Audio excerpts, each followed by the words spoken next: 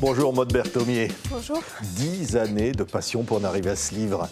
Et ça, on peut le dire que c'est une passion. Vous avez rencontré les plus grands critiques rock américains pour raconter l'âge d'or finalement de cette musique et de ceux qui ont écrit sur cette musique. Alors, comme on parle de musique, j'ai envie d'entendre de la musique. Bruce Springsteen sort un nouvel album parce que l'Amérique nous fascine toujours, quelque part, Maude. Oui.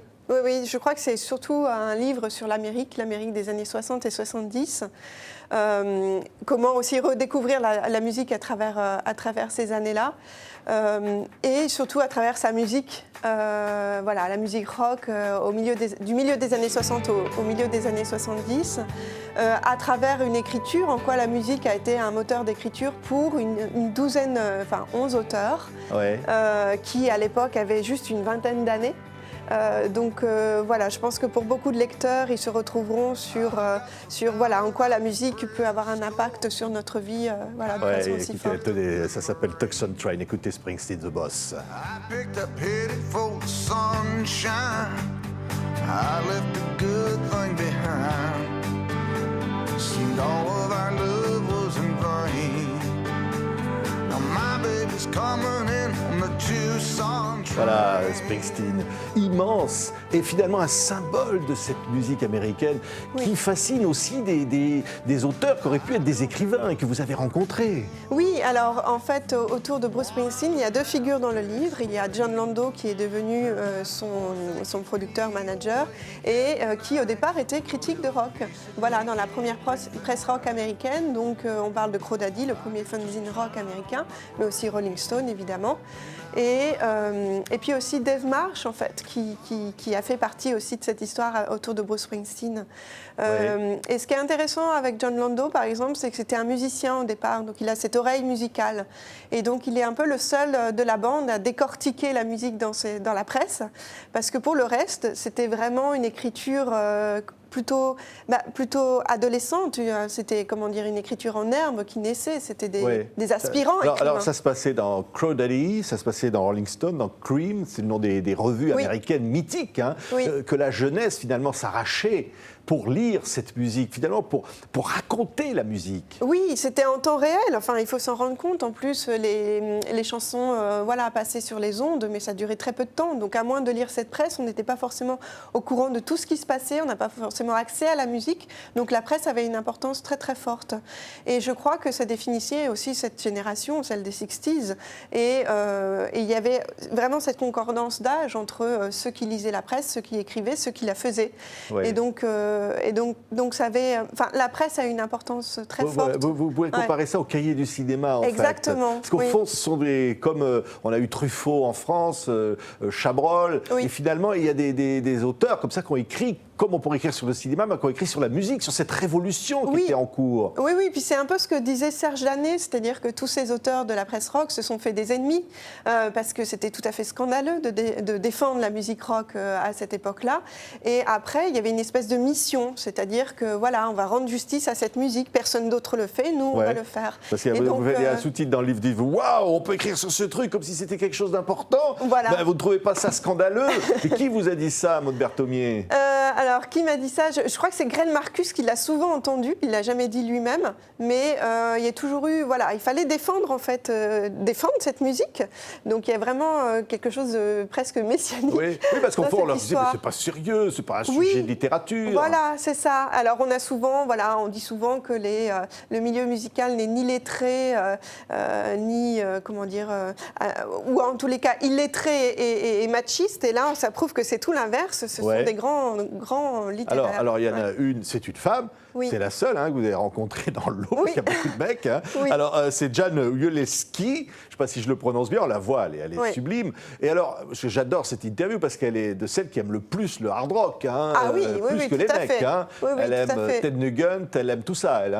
Oui, non, et elle s'est vraiment... Et Kiss. Et elle s'est vraiment défendue pour avoir sa place, mais en même temps, c'est intéressant son point de vue parce qu'elle raconte qu'il y avait quand même une école de la bienveillance, c'est-à-dire qu'elle a été vraiment soutenue par Lester Bangs et Dave Marsh, qui font partie du livre, et donc elle se souvient quand même de cette école de la bienveillance, elle me l'a transmis, et c'est quelqu'un qui défend la place des femmes dans le journalisme, et je crois que sa voix est très, très, très importante parce qu'il y en avait peu quand même à l'époque. C'est ça, alors ils commencent parfois, ils font des lettres, ils ont envie d'écrire sur leur musique, ils envoient des courriers au journal, et puis ils commencent au service du courrier, et puis voilà, c'est comme ça que ça se passait. Hein. Il y a une ascension, c'est-à-dire aussi qu'il faut se rendre compte que voilà, il était possible d'écrire sur la musique parce que ça a concordé avec la naissance de cette nouvelle presse. Et donc, on avait une énorme liberté. On pouvait écrire sur les sujets qu'on voulait, prendre la forme qu'on voulait. Et c'est grâce à cette liberté que des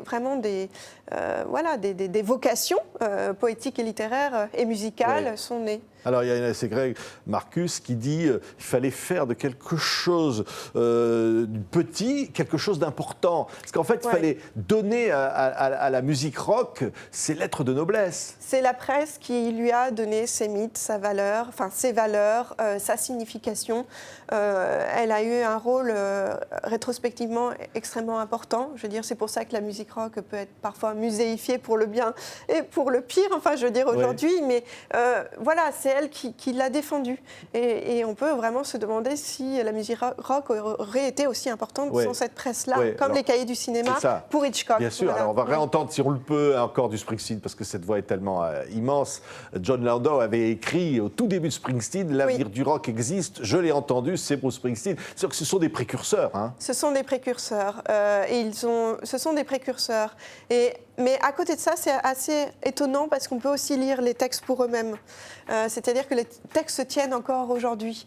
Et c'était vraiment ça l'intention du livre, c'est-à-dire que c'est un livre à la fois très érudit, très documenté, qui a pris quelques années.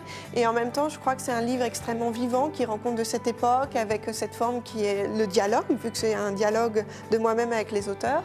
Et je suis étonnée d'entendre, agréablement, des lecteurs qui disent, c'est un sujet assez pointu et en même temps, je suis passionnée quand j'entre dans la lecture parce que ces auteurs, qui sont des personnes réelles, vivantes aujourd'hui, ont l'étoffe de personnages de fiction. Oui, et puis alors vous dites, vous écrivez aussi entre les lignes parce que c'est à travers leurs propres paroles et au fond, vous racontez cet âge d'or qui commence à la moitié des années 60, à la moitié des années 70. C'est un âge d'or incroyable. Hein. Oui, alors c'est une vision du monde aussi à travers une galerie de portraits.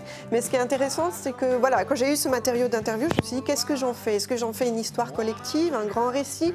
Où j'aurais un peu fait l'historienne en fait dans toute cette histoire. Non, j'ai vraiment préféré faire des portraits individuels, bien que par cette forme, en fait, ils dialoguent entre eux et il y a aussi l'histoire de cette presse tout entière.